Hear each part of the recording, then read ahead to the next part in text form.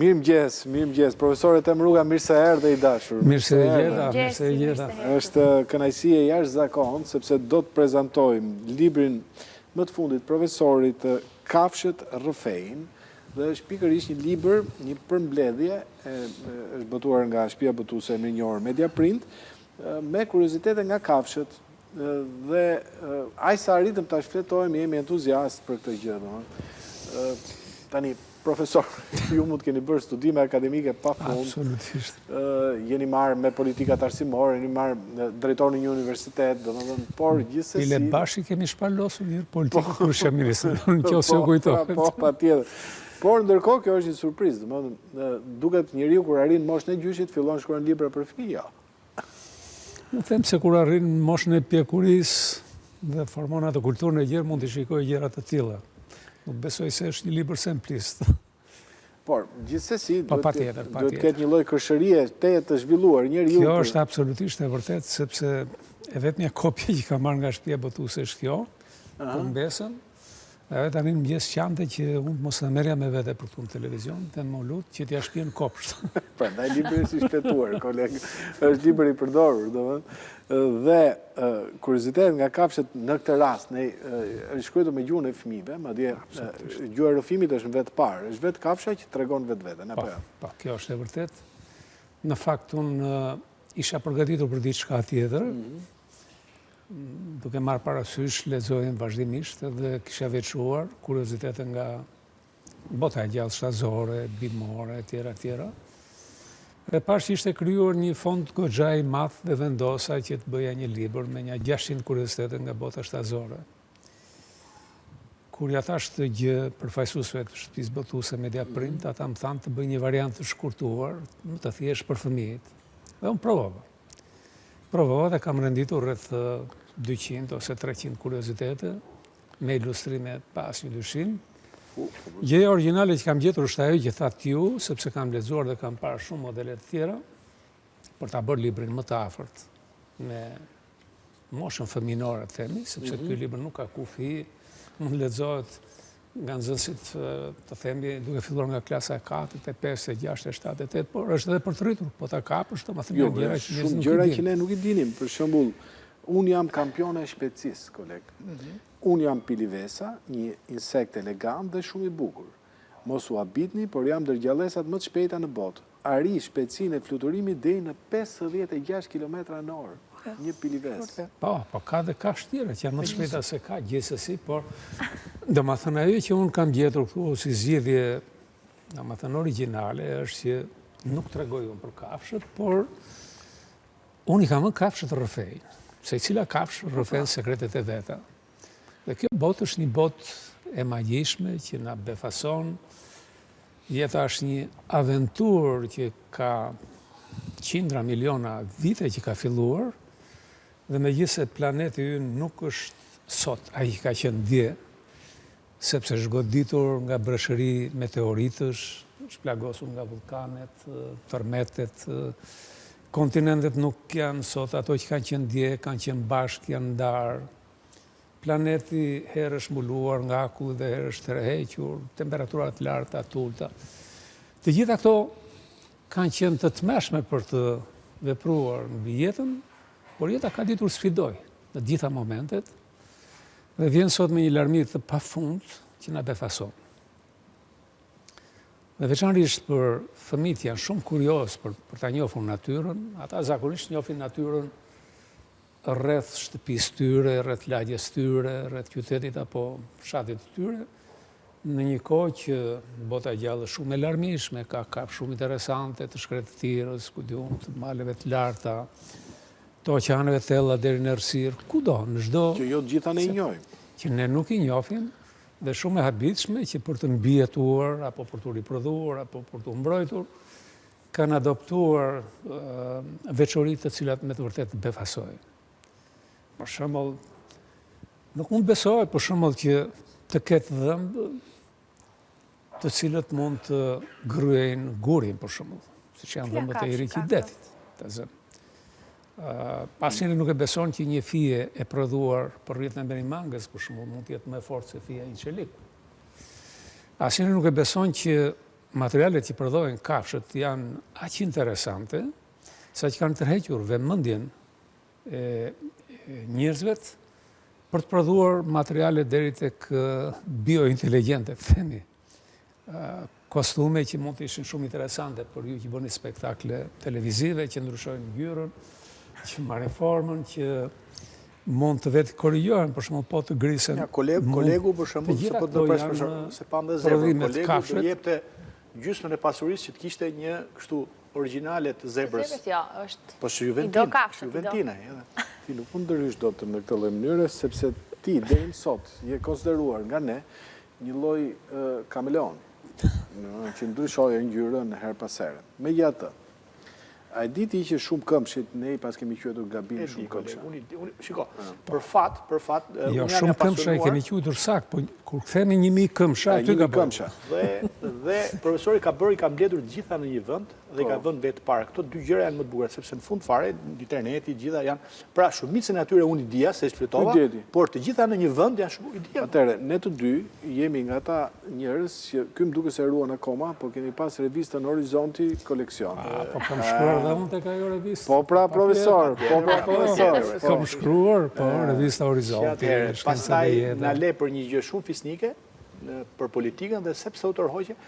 Këta deputetë sot, çfarë do shkruajnë kur ta marrë? Ata nuk dinë shkruajnë. As dinë shkruajnë. Ata nuk do shkruajnë. Jo, unë për atë pjesë kam bërë detyrën time, duke shkruar shumë libra, kam shkruar, vërtet kam prodhuar shumë. Unë nuk e di se sa është fundi, tani për mua nuk ka më kuptim numri i librave, po vetëm për prarsimin parashkollor mund të kem shkruar mbi 130 libra. Dhe kam komunikuar vazhdimisht me të gjitha mosha, duke filluar që nga diturit e natyrës, klasën e 2 deri te gjimnazi, pa folur pastaj për libra për publikun në universitetin e tjera. Dhe në fund, vendosa t'i bëja një shërbim vetes. Sepse mosha bën punë e vet. Edhe kam shkruar jo, unë kam shumë për të shkruar akoma, po gjithsesi e para priva. Dhe vendosa të bëja 3 libra. Njërin e kam quajtur Rikthim në vendlindje, janë libra me mbresa, po janë të mrekullueshëm, janë pëlqyer shumë, të shkruar me vërtetësi të madhe, siç ka qenë koha e këtyre viteve, me hallet, problemet, me varfërinë, me sakrificat.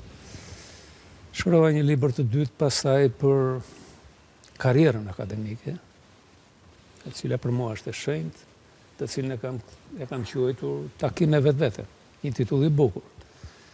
Sepse jeta që bëjmë sot shumë intensive dhe në harrojmë rrugën nga kemi ardhur dhe çfarë vështirësish kemi kaluar. Të gjithë i takojmë një kohë të caktuar, rrethanave të caktuar dhe po ta kthesh kohën mbrapa, të ka marrë malli të njohësh veten se ke harruar, miqt, shokët, rrethanat. Dhe sfundi kam një libër të tretë, që nuk e kam gjetur titull, po me rrëfenja nga jeta politike, dhe atë nuk e kam lënë. Po jo. Mund ta quajni kështu, rrëfenja politike. Dhe jo, nuk është një libër si këta të zakonshmit janë shkruar, jo, ky tha kështu, zo ky, mu kam shkruar vetëm gjëra që mua më kanë lënë impresione nga politika në këtë rrugtim të vështirë. Nuk është një libër polemik, janë vetëm rrëfenja të treguara pastër, bukur, dhe që atyre që kam dhënë mi ka pëlqyer shumë. Në këtë kuadër, pastaj zbrita dhe të ky libër që nuk e prisja që të pëlqej kaq shumë, sepse promovimi i dieshëm tek ajo salla Kubit atje në kryeministri ishte shumë interesant. Kishte 2 breza. Te Kodi. Te Kodi, më falni. Dhe një brez ishte brezi i fëmijëve, klasa 4 që ulën në shilte, që më bën pyetje. Fëmijë shumë smart, shumë të zgjuar, që edhe ata dinin shumë kuriozitete. Dhe një brez tjetër që mund të ishte brezi i gjyshërve tyre që ishin profesorë të nderuar të Universitetit Luarasi. Ishte një promovim fantastik dhe një emocion që unë nuk e kisha provuar kur, megjithëse kam promovuar mjaft libra. Ne që folëm për politikën, na thoni gjë për Bufin. Bufi i ban sy të hapur. Më mirë ta lëm të polemik midis politikanëve, unë nuk dua të ngatrohem me këtë. Është e vërtetë që sorrat organizojnë ceremoni mortore? Po, sorrat në fakt tani jam duke shkruar një libër tjetër që po mbledh shumë, por ai libër shumë interesant. Kam filluar me një seri librash, libri i parafundit i suksesshëm ka qenë Transhumanizmi për te njeriut, ku kam sjell nga horizonti ato që priten se që do ndodhë me njeriu nesër, jo sot, a mund t'i kalojmë kufit biologjik të asaj që kemi sot, si qenie biologjike. Dhe në këtë vazhd, tani po shkruaj një libër tjetër, lidhur me trurin. Truri është pasioni im. Unë kam shkruar librin e parë për trurin, e kam quajtur Fshetat e trurit, e pash që mu plak, e mrimora në vitin 2000 dhe quajta Truri kur e vepra natyrës, dhe tani po e marr për herë të tretë. Pse po e marr? Po e marr në një këndvështrim tjetër, çfarë do të ndodh me trurin ton nesër. Truri njeriut po rrudhet, po humbet peshën. Po rrudhet është gjë e mirë, në sipërfaqe qofse po rrudhet nuk di. Jo në rrudhat e korës hemisferare. Po humbet peshën. Po humbet peshën. Kjo që do të thotë teknologjia po na bën më dembel. Dhe ajo që më shqetëson më shumë është cili është efekti i teknologjive të informacionit, i rrjeteve sociale mbi aktivitetin e trurit, i cili e ka mpir trurin dhe ka ulur mjaft nga kapacitetet intelektuale të njeriut. Mjafton ta hapësh të RTS Kuvendi. Po jo, nuk është apo jo koleg? Nuk është vetëm kjo Ankel. Sa herë që e hap aty ndihem superior në klasë. Jo për herë që më shqetëson në këtë këndvështrimin që kam unë. Është një gjë shumë e vështirë, po besoj t'i arri, shumë e vështirë. Ka plot gjëra të tjera të pritshme për trurin, nuk është thjesht ndryshimet sasiore tjera. Problemi është tek inteligjenca biologjike dhe inteligjenca artificiale. Ky është një nga problemet më shqetësuese të qytetërimit sot. Derisa disa figura eminente që për mua janë UFO nga kultura, siç është Kurzweil, që është kryeinxhineri i Google-it, njëri shumë inovativ, ai ka bërë parashikime të jashtëzakonshme. Dhe për të koha e makinave me shpirt po afron, e makinave të elektronike. Pajisura me shpirt në thonjza. Me emocion. Në thonjza, por që ka një inteligjencë të jashtëzakonshme dhe nëse arrihet një pikë kritike që të gjitha shkencëtarët dhe e quajnë singularitet, është pika ku inteligjenca artificiale bashkohet ose bëhet e barabartë me inteligjencën biologjike. Dhe nëse inteligjenca artificiale kalon inteligjencën biologjike, atëherë mund të ndodhin shumë gjëra. Dhe këtu mund të ndodhë një ditë që teknologjia dhe teknologjia e informacionit, inteligjenca artificiale, mund ta sekuestroj trurin e njeriut. Dhe unë jam shumë i shqetësuar për të. Do zëvendësohemi nga robot? Sepse ne mund të arrijmë që përmes mikrochipeve të marrim informacione nga truri i njeriut. Është hakerimi i trurit njeriut. Në fakt, hakerimi nuk është një term i ri, është i vjetër. Derisa njeriu shtrit një tavolinë dhe i nështrohet hipnozës, ai është hakerim, sepse pyetjet që ti i bën subjektit, ai thot gjëra të cilat nuk mund t'i thoshte në kushte normale, ose rrëfimi tek një prif, për shumë prapë. Edhe ai është një lloj hakerimi, apo i beson gjëra shpirti. Jo, prifti nuk e tregon. Nuk e tregon. Nuk e tregon, po prifti mund t'jetë i pandërgjeshëm. Ta spaku të tregojnë. Nëse prifti i bëjmë nëse prifti i bëjmë hipnozë, a bëjmë me tjerë, pa kjo ka lutem prifti në hipnozë, vazhdo ishte kurrë. Tani gjithë problemi është se ato skenarët e të ardhmes janë skenarë të tmerrshëm, domethënë arrihet deri aty që ne nuk i kemi besuar më përpara, me thënë të drejtën. Shumë gjëra, por në fakt ato janë bërë realitet e sot dhe nuk ka pse të mos i besojmë me disa parashikime të fuqishme që bëjnë këta njerëz që kanë inteligjencë për mua mbitoksore. Për shembull, a mund të arrijmë ne që të shkarkojmë mendjen e njeriut në kompjuter? Shkojnë deri aty sa që tasjera e kompjuterit nuk duhet të ekzistojë më. Njeriu duhet të komunikojë me mendje drejt për drejt me kompjuterin. Jo, vetëm mendjen e këtyre që janë për reality show, këto jo. To nuk duhet t'i shkarkojmë. Më le t'i mbajmë si visare të kombit. Profesor, por shkenca po bëhet e frikshme. Një më larg se dje u publikua një video ku përparimi i shkencës dhe gjenetikës kanë rikthyer një ujk. Ka debat shumë madh shkencor. Kanë rikthyer një ujk që ishte zhdukur rreth 12.000 vite më parë. Shiko, kjo për mua nuk është në një risi, sepse unë këtë gjë e kam shkruar. Shkencëtarëve që mbajnë këtë term. Të paktën para 15 viteve në një libër që kam quajtur Klonimi, dilema midis vdekjes dhe përjetësisë. Por kjo nuk është klonim në këtë rast, është Jo, ja u them unë pse është.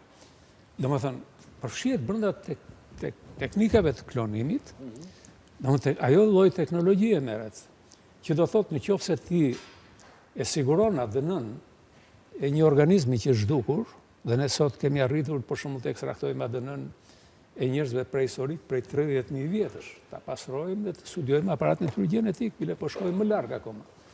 Atëherë nëse ne arrijmë që të gjejmë gjurmë të ADN-s, të kafshëve të zhdukura, kjo na duhet. Teknologjia është e gjitha në këmbë dhe ne mund t'i risjellim kafshët e zhdukura. E për kanë dështuar me mamutin. Odro? Me mamutin dështuan. Unë po them potencialisht kjo është e mundur, potencialisht po flas. Por jam i bindur që edhe kjo gjë do të ndodhë. Do realizohet dikur. Do të realizohet. Ecjen e rëndësishme është që shkenca nuk do i klonoj kur diktatorët, se ne prodhojmë vetë të rinj. Do më nuk ka nevojë, apo jo, është e vërtetë. Janë gjithmonë më të mirë, më të kreativ se sa. Po. Profesor, ajo është interesante se jo shumë kush na flet për këtë gjë. Kështu që le ta shfrytëzojmë profesorin që meqense e kemi. Mendohet apo dihet apo besohet që mbi tokë kanë qenë 5 jetë organike, të cilat në cikle organike që janë shuar një herë nga meteorët, një herë nga mos hyjmë kësaj. Tani jemi në një moment që kemi disa paralajmërime nga mendimtarë dhe shkencëtarë të famshëm për një lloj shkatrimi të humanizmit, pra njerëzimi do të zhduket, do të vetë zhduket autodestruksion, do të jenë inteligjencë artificiale dhe makinat që do të marrin pushtetin mbi njeriu dhe do ta sundojnë atë. Do ketë forma të ndërmjetme hibride midis tyre. Cili është mendimi? Çfarë do ndodhë me njerëzimin në 100 apo 500 vjet? Po, e kuptova, këtu ka dy gjëra të ndryshme, domethënë teori më shumë janë konspirative për shtresëzime të jetës. Në fakt kjo ka qenë një teori që është përpunuar nga një shkencëtar francez, Georges Cuvier, i cili thot ka teorinë e katastrofave, që do thotë në tokë jeta ka lullzuar, ka ndodhur një katastrofë, diçka është zhdukur, pastaj ka lindur prapë e tjera. Kjo nuk është vërtetuar, këto mund të jenë hipoteza, mund të jenë të bukura për t'i besuar. Ne njohim vetëm të pjesë të historisë së tokës dhe të jetës, atë që është e vërtetuar shkencërisht. Kjo është e drejta, ajo që thoni ju se çfarë mund të bëhet me ne njerëzit, si lloj njeri po flas, sepse fati i individit dihet, ka një jetë që fillon me lindjen dhe pastaj mbaron me vdekjen, në sa lloj jeton brez pas brezi. Në fakt sot jeton vetëm 1% e gjitha qenieve të gjalla që kanë jetuar në historinë e planetit tonë. Janë zhdukur. Janë zhdukur për shkak të katastrofave, për shkak të faktorëve që përmenda që në fillim. Si ajo faqja më dramatike. Si lloje, si specie, 1%? E specieve apo të individëve? 1% e llojeve. E llojeve, okay. E llojeve. Të tjerat janë zhdukur gjitha. Dhe historia e tokës është e shkruar tek fosilet që ndodhen te shkëmbijt. Ajo është biblioteka që ne mund të lexojmë çfarë ka ndodhur përpara. Por një nga faqet më dramatike që bën më shumë përshtypje është zhdukja e dinozaurëve, të cilët ishin mbretërit e tokës, domethënë kur them tokës, sipërfaqes tokës, të ajrit, të ujit, saqen ata gjitharët nuk guxonin të rriteshin, po kishin matësinë e 1000 dhe rrinin të fshehur, sepse ndryshe do të zhdukeshin, por ja që dinozaurët u zhdukën. Nuk është se dinozaurët u zhdukën në një ditë, ata janë zhdukur rreth 240 milion vite më parë, dhe mendohet që një planet, një meteorit i madh, goditi kontinentin Amerikan, atë që quhet sot Gjiri i Meksikës, dhe po ta shikoni hartë, politikisht. Po, Gjirin e Amerikës, më fal, po këtë drejt. Po ta shikoni, edhe formën e këtij gjiri është e rrumbullakt. E mendohet që atëherë ndodhen ndryshime të mëdha dhe një zhdukje masive llojesh midis tyre dhe dinozaurët. Kush na garanton që edhe ne njerëzit mund të kemi fatin e tyre një ditë, por ne kemi një armë më të fuqishme se të gjitha qenet e tjera të gjalla. Nëna natyrë, dhe me këtë secili ta kuptoj si të doj, me evolucion apo me krijues, para 200.000 vjetësh ne na dha inteligjencën. Inteligjencën njerëzore, armën më të fuqishme, më të mrekullueshme dhe më të rrezikshme, që mund na çojë drejt suksesit dhe drejt shkatërrimit dhe të shoqërisë njerëzore. Dhe duke sikur nëna natyrë na tha, tani unë nuk kam dhënë armën më të fuqishme dhe ju merrni fatin tuaj në dorë. Dhe besoj që njeriu sot nuk është sklav i evolucionit, i forcave të tërta të natyrës, sepse përmes teknologjisë ai ka mundur që t'i mbosht disa forca të tërta të evolucionit dhe ta ruaj llojin e tij. Për ta thënë të më thjesht, sepse ata që na dëgjojnë nuk e kuptojnë, Nëse dikur njëri primitiv vuante nga syt nuk shikonte, ariu mund të hante se i afrohesh, apo nuk dinte të largohesh, sepse nuk e shikonte. Që kur u shpikën syzet, ju dha një mundësi për të parë një çik më larg, si shikimi normal dhe të mbrohesh. Me këtë desha thoshe që njeriu që në momentin që shpiku veglën e parë prej guri, e deri më sot, ka qenë një simbiozë të çuditshme. Njeriu shpik veglat, veglat përmirësojnë njeriu. Dhe kjo lojë vazhdon deri në ditët tona dhe është rruga e progresit shoqërisë njerëzore. Ka shumë mendimtarë të cilët janë shumë të shqetësuar çfarë do ndodhë me llojin e ri, por ata parashikojnë që rrugë dhe mënyra se si ne mund sepse ne jemi në gjendje tani të manipulojmë aparatin gjenetik, siç e përmendëm pak më parë, aty që bëjnë forcat, presioni i mjedisit, ose presioni evolutiv që bën ndryshime të vogla, graduale, disa të suksesshme dhe disa të pasuksesshme, ne këtë mund ta bëjmë sot në laborator. Që do thotë? Nëse shoqëria njerëzore vuan nga disa mijëra sëmundje trashëguese, të cilat janë të pashërueshme, për fat keq sot, janë projektuar teknologji siç është inxhinieria gjenetike, e cila lejon që të identifikohen gjenet e smura që janë përgjegjëse për sëmundje trashëguese që trashëgohen nga një brez në tjetrin.